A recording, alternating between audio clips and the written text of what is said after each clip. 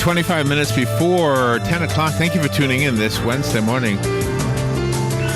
There are books that are good because they're historical. There are books that are good because they're just well-written novels and well-written thrillers. There are books that are good because they make a political point sometimes, whether it's fiction or nonfiction.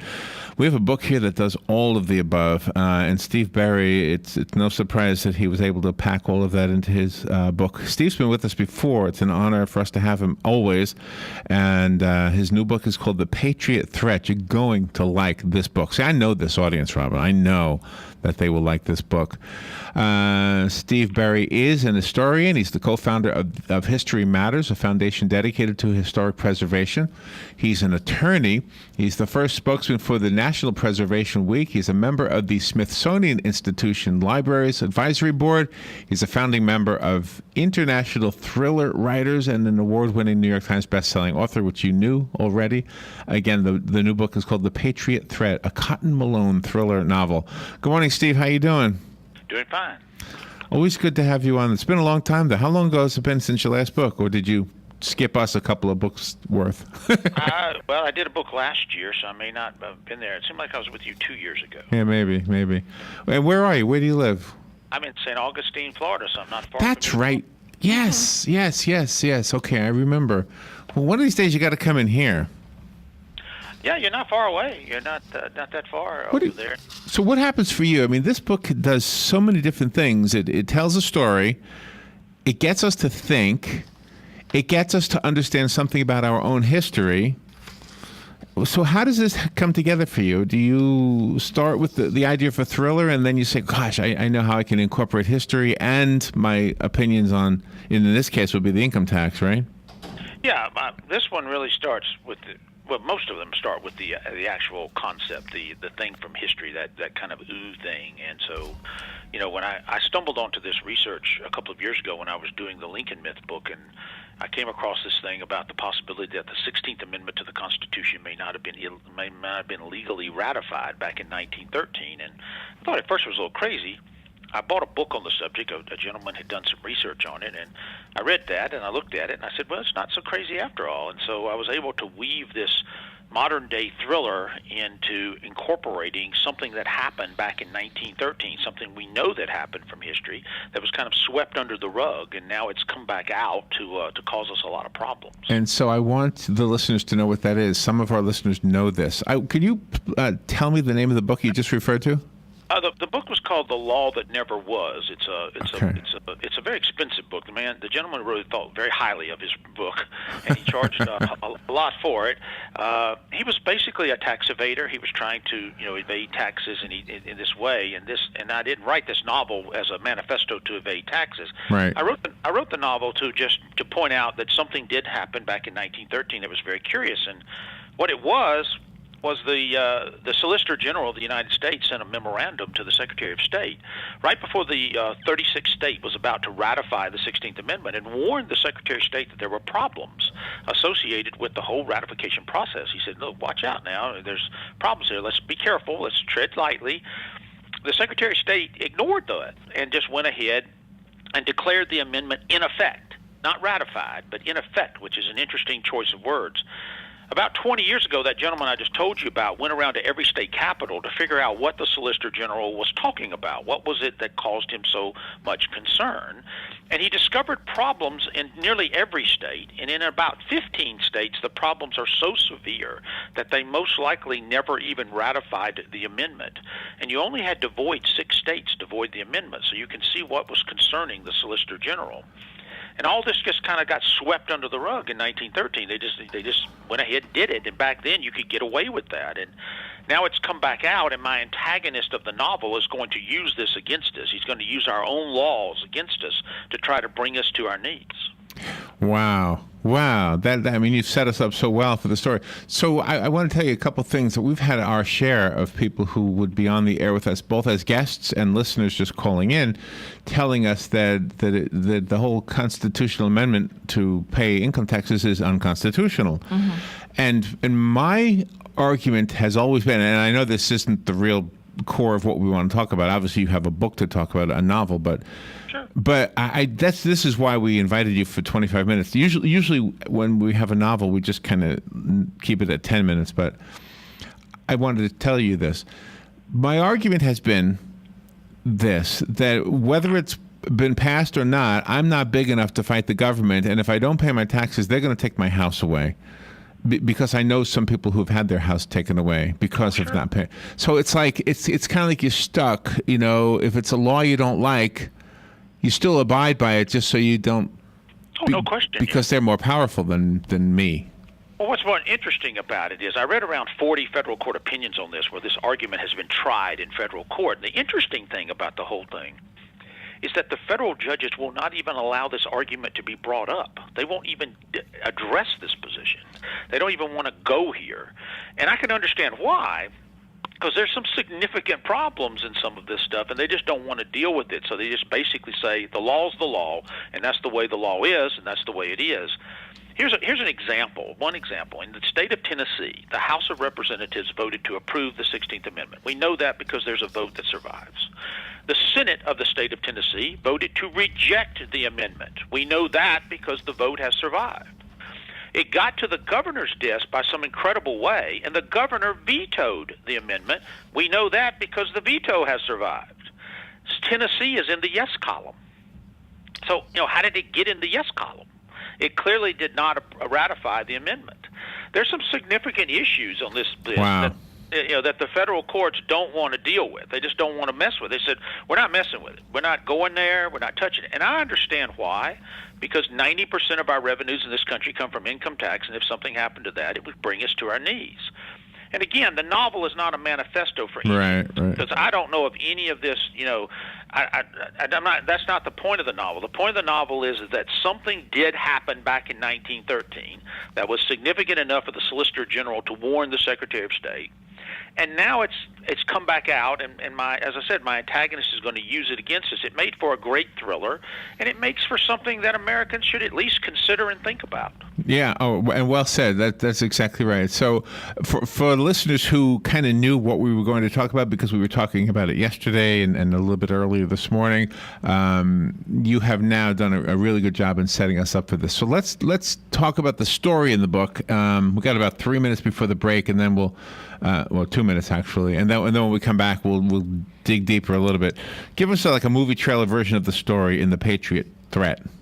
Well, it's a blood feud really that starts off between Franklin Roosevelt and Andrew Mellon, who was Secretary of Treasury for 11 years. These two guys hated each other's guts, and that's the prologue of the novels. Their one and only meeting when they get together, and the National Gallery of Art was born. Roosevelt hated Mellon so bad he had him indicted for tax evasion. Mellon beat the charge, so I set this up for Cotton Malone to get caught up in this 24-hour adventure where this rogue North Korean is going to use the 16th Amendment's ratification against us. He's going to turn our own laws against us to bring us down. You don't need guns or bombs. Sometimes laws can do the trick, and that's what this novel explores. Wow, that is fascinating stuff.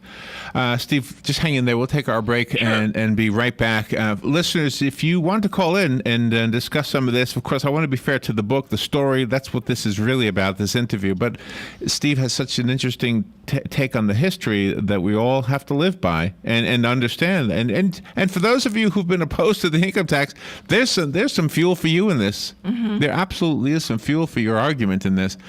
I don't know if it'll get your house back, but there's some fuel. All right, Steve, we'll take a break and be right back. This is WOCA Ocala. The weather is brought to you by myfwc.com. Safe boating is no accident. Clouds and breaks of sunshine today and breezy with a couple of showers and a heavier thunderstorm moving through the area. The high 83 to 87. Partly to mostly cloudy tonight with lows in the mid-60s. For tomorrow, clouds and some intervals of sunshine and a bit cooler, high 78 to 82. For Friday, mostly sunny, breezy, and pleasant, the high 78 to 82. From the Florida Weather Center, I'm meteorologist Joe Lundberg.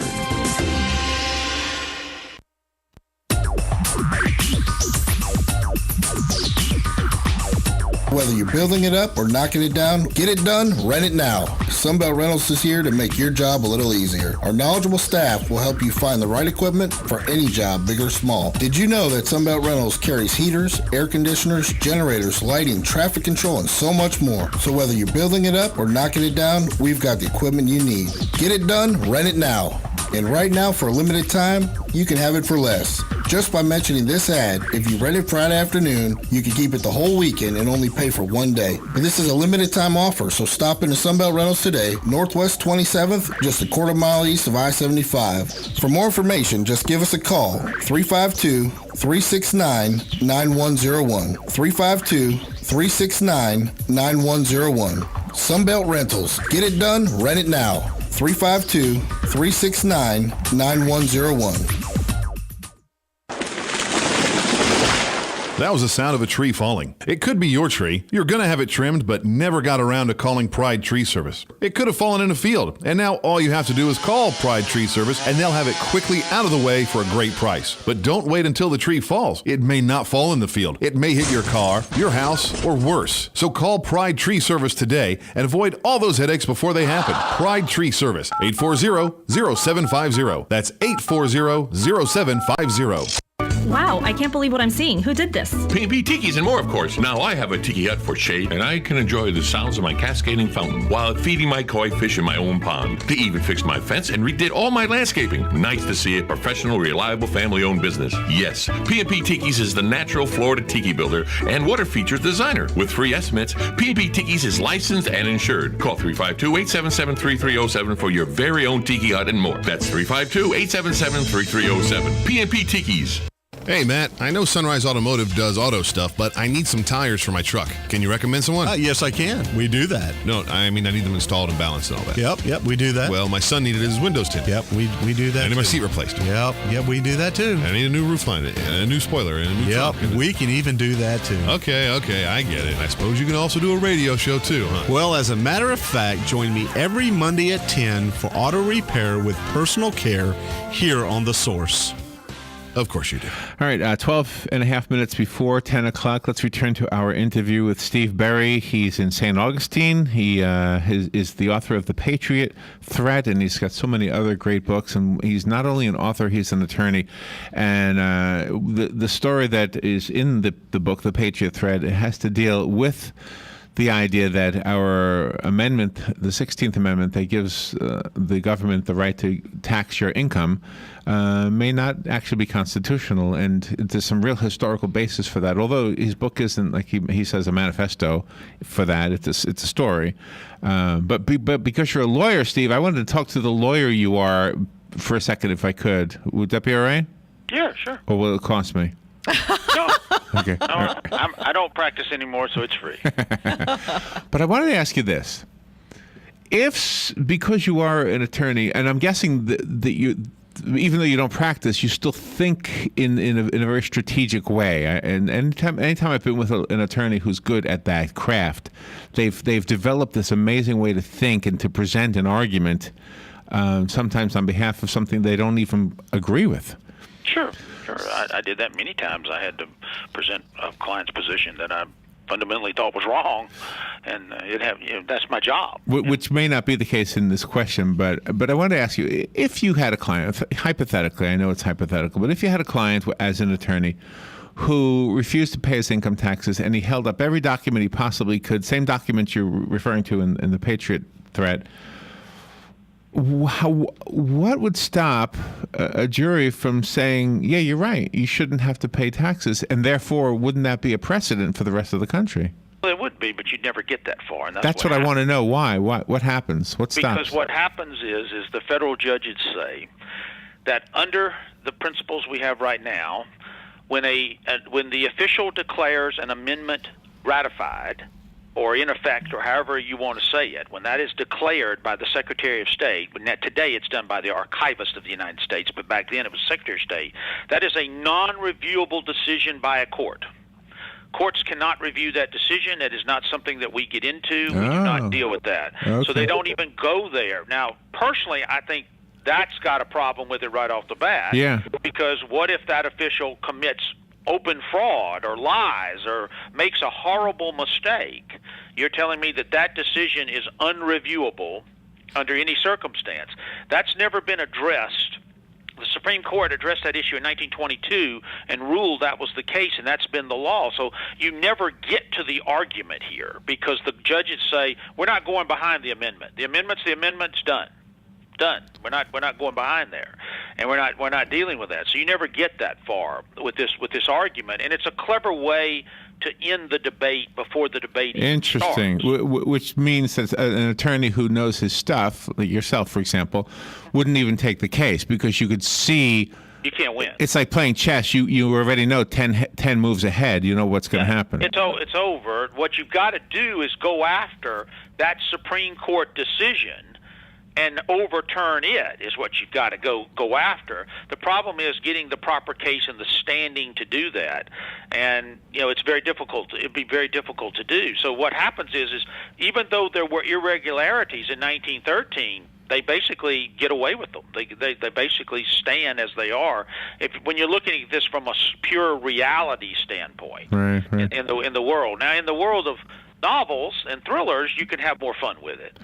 You know, I want to ask you. You are a worldwide author. I mean, the whole world reads your books, and I'm wondering if this one will be an exception. Will this just be an American audience? No, it'll be sold overseas, but certainly the last few books of mine have been focused more on an American angle, and that is not as popular overseas. I will have to say that it's not the most. They like a little more international flavor, and the books had that up until about 3 books ago.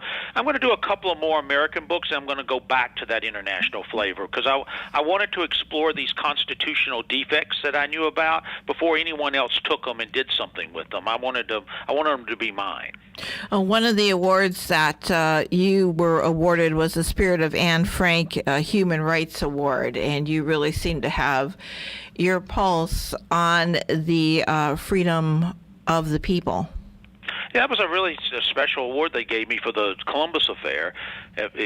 Saying that the book epitomizes the spirit of Anne Frank. It dealt with the concept of Columbus being Jewish and what that could mean, and the relevance of that. And today, I wove a thriller around that. It was it was really one of my favorite books. I really enjoyed that. And when they called me up and said I won that award, it was really special to me. And we got to go to New York, and they had a big banquet up there. It was quite an impressive thing. It sits right here on my desk where I see it every day. Oh, is that right? So Columbus was Jewish?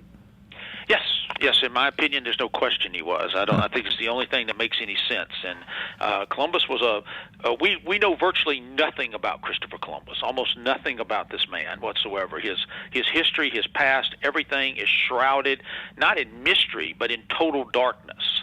We know little to nothing about him. And I spent 18 months looking at it. And I got the idea from a book by Simon Wiesenthal called Sails of Hope, where it was first postulated that Columbus may well have been Jewish. And I think I am convinced that he was. Wow. Does that change anything at all, or is it just like an interesting fact? It's just an interesting fact in reality, but in the world of Tom Sagan, the character I created in that world, it was quite significant. Yes, it was, and so I made a little twist to history to make the thriller out of it. Interesting. Okay, so let's get back to this book, The Patriot. You know what I don't understand, and I know it's explained to me, but I don't understand when somebody moves to another country and they call them an expatriate. If I ever moved to another country, I wouldn't be an expatriate. I'd still be a patriot. Mm-hmm. I'm just not living here. It is a weird title, isn't it? I've often wondered that too. Now, if you renounced your citizenship, I guess you would be an expatriate. But right. I agree with you. I don't. It is a sort of a misnomer. Yeah. Yeah, I think so. So, and the word patriot just is such a strong word, at least in today's world. I mean, we really embrace that word. Some people might make fun of it. I guess it depends on what your politics are. But I mean. Even if we disagree, you might be patriotic and disagree with me, but at least you're still in favor of supporting this country. Oh, no question about it. Yeah, this is not a manifesto for anything negative. It's just one of those cool things from history that happened, and it exists. It's out there, and it affects us today if used in a proper way. And in my world of novels, I can twist that Supreme Court opinion just a little bit, see, and I don't have to adhere to it, strictly and write by the book. So that's what makes it fun. The primary job of a novel is to entertain you. That's its number one function. Right. And Paul Larks is a very, very interesting character. You have him going out to try to piece the puzzle together, but then you're also bringing in a North Korean, and boy, does it really seem to hit home to today. Yeah, well, he's an interesting guy based on a real fellow. The person who's leading North Korea right now was not supposed to be in charge of that country. It was supposed to be his older brother. But his older brother committed an unthinkable act. He got caught trying to sneak into Japan to go to Disneyland with one of his children, and his father disowned him. And that's how the young brother, the guy that we have now, is in charge of North Korea. And that older brother is still alive. He lives in Macau and kind of stays out of the limelight. But I based my antagonist loosely on him.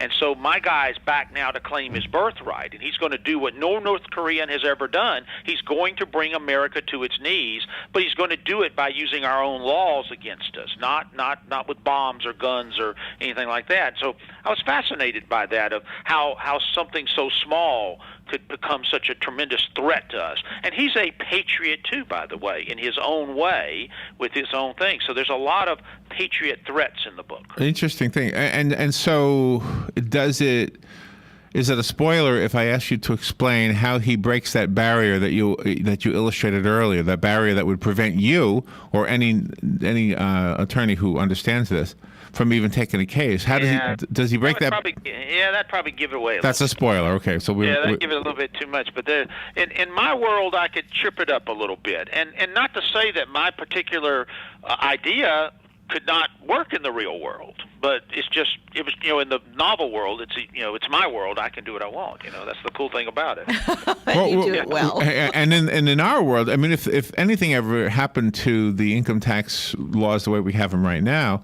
I wonder if then the fair tax would take root. And well, the problem is it doesn't matter what comes after. America would be utterly bankrupt. Our debt accrues at the rate of $1 million a minute. If you have no revenue coming in, it would take years to get something in play. Oh wow! You would be completely, utterly bankrupt. America would be over. That would be you cut off the income tax to without something in place to absolutely take over the moment it dies, and America's finished. And that's what the antagonist is after. He's after that to bring us to our knees by turning our own laws against us. But you said he's a patriot, so I'm confused. He's a patriot. He's a North Korean. A North Korean? Oh, okay, gotcha. Yeah, the antagonist is a North Korean patriot, and then on the other side there are some American patriots. So there's different kinds of patriots going on here with different kinds of motivations. That's interesting. I mean, some of the people who have been adamant that the income tax laws are unconstitutional are patriotic. They want to see it taken away, but maybe they don't see this $1 million a minute figure that you're talking about. Mm-hmm. Well, they don't understand the ramifications of it, and a lot of people just don't want to pay taxes. I mean, who wants to pay taxes? Nobody does. That's it, yeah. But that's not the reason why we what FDR said is true. He said taxes are the price we pay for order. And he's exactly right. Every country in this world who has the most political unrest going on, you can trace a lot of it to a poor tax structure. They don't have a government properly financed. They don't have a government properly in place that can provide services and provide all the things that need to be done. So taxes are the price we pay for order. And that's the way it is. Now the question is, how much do we pay? Yeah. That's the question. I don't know how the universe works or how God works, but something must assign writers different topics, and who God or the universe couldn't have found a better person for this one than you. Yeah. I have a copy of the Patriot Thread. If you want it, call me. You can have it. I will leave it on the desk for you here at the station.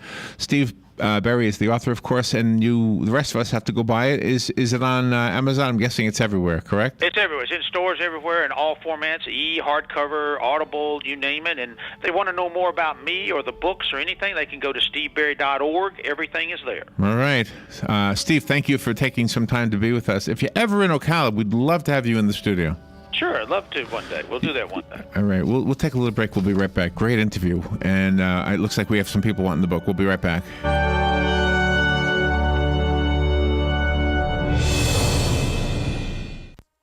Broadcasting from the Paddock Mall Studios, this is WOCA, Ocala, Gainesville, The Villages, 1370 AM, 96.3 FM, The Source. Fox News Radio, I'm Lillian Wu. It was a better night in Baltimore where curfew was lifted at 5 a.m. after rioting and violence over the death of a man in police custody. There was still 3,000 police and National Guard on patrol. At least 10 stragglers were arrested for violating the overnight curfew, and they were loaded into police vans very gently by a police force that's very aware. These riots started when a video of Freddie Gray being loaded up while in distress hit the web. Fox's Peter Ducey in Baltimore. This morning we have seen multiple people driving by and walking by screaming obscenities to the police, but so far they have been restrained. Protests were less restrained in Ferguson, Missouri, hit by gunshots, fire, and looting overnight. And in Nepal, survivors expressing frustration at the slow pace of getting help after the quake, which left some 5,000 people dead.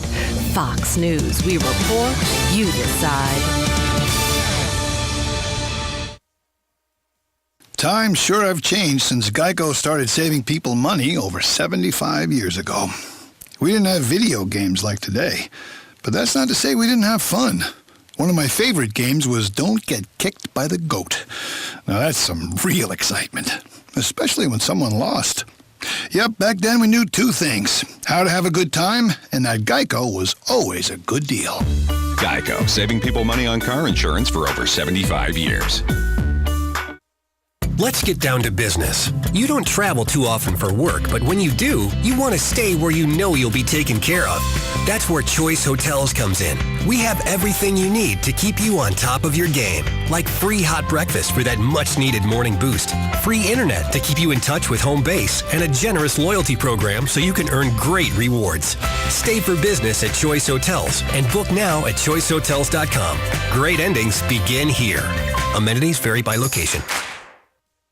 Today in Florida Ag News from a Southeast AgNet. Well, there are some who want to impose even more cuts to USDA's budget, but as Gary Crawford reports, Ag Secretary Tom Vilsack says continual budget cuts are beginning to threaten USDA's ability to do its job. I feel like the kid in the schoolyard gets picked on every year. Agriculture Secretary Tom Vilsack telling ag journalists in Washington he's ready to fight back now and challenge what he says are continued unfair budget cuts imposed by Congress on his department. He says it may sound reasonable to impose a 1 or 2% cut in USDA's large budget, but Vilsack says with this happening year after year, it's damaging USDA's ability to do its job, and he says the department has been streamlining operations, cutting costs. But at some point in time, it seems to me that Congress has to recognize that they can't keep sort of nickel and diming the department and at the same time expect great service, immediate responses. Also, he says USDA is just about the only department in government that has taken budget cuts every year. He says lawmakers should be sensitive to this. And not expect only the Ag Department to shoulder the burden of reduced spending for the benefit of other departments. In Washington, Gary Crawford for the U.S. Department of Agriculture. Thanks, Gary. In other news, the country's largest supermarket chain is now promoting fresh from Florida sweet corn. Florida Commissioner of Agriculture Adam Putnam announced Tuesday that through an online coupon and in-store advertising campaign, Kroger is promoting fresh from Florida sweet corn in more than 300 Kroger stores in 7 states. Florida's sweet corn industry ranks second in the nation for value of production and first for acreage harvested. And over the past couple of weeks, we've talked about how the Florida legislative session will most likely have to involve a few extra days this year due to the impasse concerning the budget between the House and Senate. Well, according to a story from the News Service of Florida, the House adjourned sine die at about 1:15 p.m. Tuesday. But lawmakers will have to be back at some point to finish up budget issues before the new fiscal year starts on July 1. Randall Wiseman, Southeast AgNet. Hi, I'm Seth with AA Lock, Dock, and Security. Have you ever thought about the locks or security on your house or business? Have you ever wondered why the keys to your new car cost so much? Well, at AA Lock, Dock, and Security, we can help with securing your valuables. We can even replace those expensive transponder keys. We can give you the knowledge that no one else will. Call AA Lock, Dock, and Security at 867-1965. That's 867-1965. Hi, this is JP from Penn Flooring here in Ocala. I would like to invite you to come in and visit our spacious showroom where we have solutions for every style and budget. From wall-to-wall carpet to hardwood floors and tiles, we have an unsurpassed selection of flooring. At Penn Flooring, we've provided quality customer service with a family touch for over 25 years. Visit our website at pennflooring.com or come by our showroom, 1201 Southwest 17th Street, just over the bridge. Penn Flooring, quality customer service with a family touch. Hi, Matt Wilkerson here, your mobile Verizon rep. But not just here, I'll deliver the phone to you in your home. While I'm there, I'll only sell you what you need and I'll personalize it to you. Want to have me get you connected? Then call me at 352-528-0020. I even offer unlimited home phone service for just $20 per month. Just call me, your mobile Verizon rep, at 352-528-0020. Hi, Danny Werfel here. Get moving with Florida Credit Union's fast and easy loan approval process. Let Florida Credit Union start up a new car loan for you today. No more waiting, hassles, or stop signs. You can even apply online. With a strong financial team behind you, you can enjoy great rates and fast approvals. It's all about personalized service and a streamlined process. Florida Credit Union, connecting your money to your life. Wow, I can't believe what I'm seeing. Who did this? P&P Tikis and more, of course. Now I have a tiki hut for shade, and I can enjoy the sounds of my cascading fountain while feeding my koi fish in my own pond. They even fixed my fence and redid all my landscaping. Nice to see a professional, reliable, family-owned business. Yes, P&P Tikis is the natural Florida tiki builder and water features designer. With free estimates, P&P Tikis is licensed and insured. Call 352-877-3307 for your very own tiki hut and more. That's 352-877-3307. P&P Tikis. Check this out. New shows? Check. Check. Some new talent? Check. The same great sports talk? I'm seeing it right now. Wrong. Wrong again? Wrong. It's better. There are so many great things going on in sports. We gotta get it. We gotta get it. From our mics. Test. To your ears. The latest update we got is... Awesome. Hi, this is JP from Penn Flooring here in Ocala. I would like to invite you to come in and visit our spacious showroom where we have solutions for every style and budget. From wall-to-wall carpet to hardwood floors and tiles, we have an unsurpassed selection of flooring. At Penn Flooring, we've provided quality customer service with a family touch for over 25 years. Visit our website at pennflooring.com or come by our showroom, 1201 Southwest 17th Street, just over the bridge. Penn Flooring, quality customer service with a family touch. The weather is brought to you by myfwc.com. Safe boating is no accident. Clouds and breaks of sunshine today and breezy with a couple of showers and a heavier thunderstorm moving.